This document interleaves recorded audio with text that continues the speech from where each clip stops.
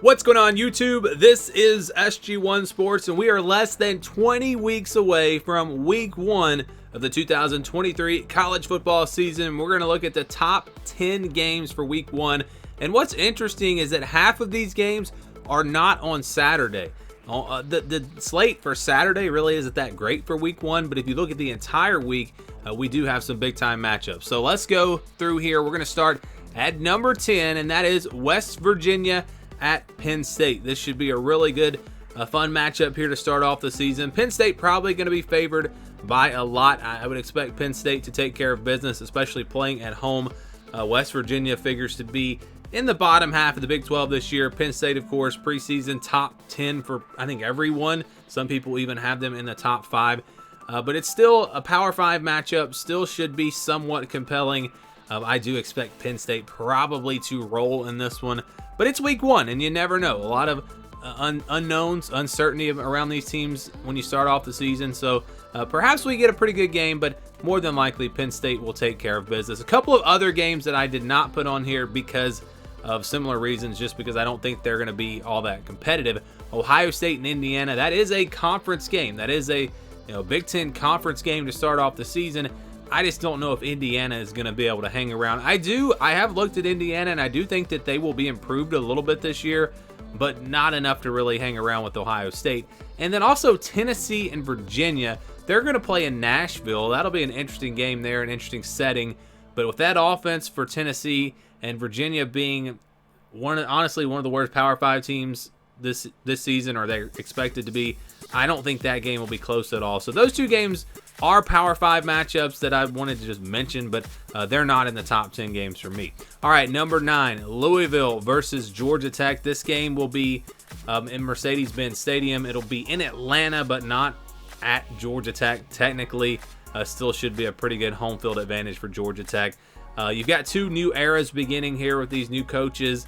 It's an ACC conference matchup. I think these teams are pretty even. I really think this will be a competitive game, maybe even a one-score game. I could see it going either way. Louisville probably has the better roster, but not by a whole lot.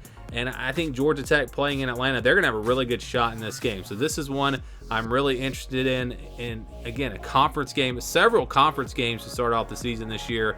And this one here in the ACC. It's not the only ACC one.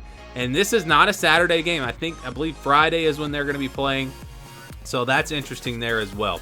All right, number 8. How about Coastal Carolina at UCLA? This could be a sneaky good matchup here for week 1. UCLA, they've kind of reloaded in the transfer portal. Going to have a new quarterback, a lot of new faces. So how will that all come together in week 1? That'll be a question mark, of course. Remember, I think it was South Alabama last year that they struggled and barely won that game. So early in the season, you never know what you're going to get. Coastal Carolina, it's really about Grayson McCall. There are still rumors that he may transfer after the spring. And if he's not there, this game probably should not even be on this list. But if he's there, Coastal Carolina, you got to give him a chance. I think it'll be a pretty good game and definitely one to watch. Coastal Carolina, UCLA. Number 7, UTSA at Houston. This will be a good matchup here. You talk about Houston going into the Big 12 and you think, man, it's going to be tough to get wins in the Big 12. This UTSA team, they're legit, and this is going to be a tough matchup for Houston. Frank Harris is back, one of the best quarterbacks really in the country, really an underrated guy. This, I think, has a chance to be very competitive, probably a game that comes down to the wire. So I think this will be a good one here, UTSA versus Houston. Number 6, how about Colorado and TCU? This one, for obvious reasons, is going to be really interesting. First of all, TCU coming off of a playoff appearance. Can they follow that up? Are they going to be good again this year? That'll be a big question. And then Deion Sanders at Colorado. How good are they going to be right away? I've looked at this roster. It's a total remake, a total rebuild there for Colorado. But they've done a lot in the transfer portal. I think Deion has added enough to where this is going to be a decent team this year. Maybe not a top 25 team, but they're not going to be terrible like they were last year. So I think this game should be somewhat competitive. Also, you're going to have a lot of unknowns. TCU not really sure what to expect from Colorado. So I think that could make for a pretty compelling matchup here. And definitely one that I want to see. Colorado TCU. I actually predicted that game day would go to this game. It's arguably the best game on Saturday, and it's definitely one that I'm ready to see. So Colorado TCU at number 6. How about Nebraska at Minnesota? Also going to be a weeknight game. This is a Big Ten game. It's a conference game. It's a division game.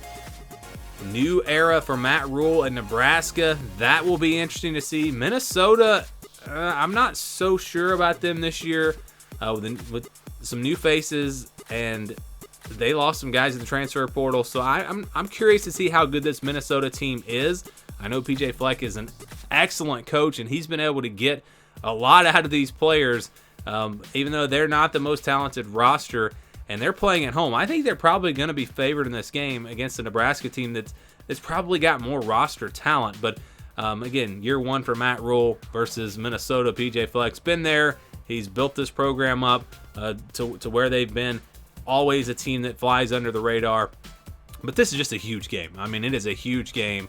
A winner gets off on the right foot in the conference, in the division. Loser already with a loss. Remember, Nebraska lost to Northwestern last year, and it kind of set the tone for their season. So this is a big game. Big game. It's number 5 on my list. Number 4, Florida at Utah. Now, this was going to be a Saturday game and maybe even the game day game, but they moved it to Thursday because I think of all the travel issues flying across the country for Florida and everything. So this will be on Thursday night, and it'll be a big game. You know, Florida beat Utah last year. That was a great game. Came down to the wire. I think most people would say they were the better team last year, but because it's at Florida and just the unknowns you had there in the first game of Billy Napier, I think Florida really surprised them, and it was a great game. This year, Utah, they're going to be favored. They're playing at home, but you never know. It's SEC versus Pac-12. Can Florida do it again? I have my doubts, but we'll see. It's number 4 on the list, and just two big name brands here. Two good programs going at it. It's a great game for week 1. Florida versus Utah. Number 3, South Carolina versus North Carolina. They're going to be playing in Charlotte.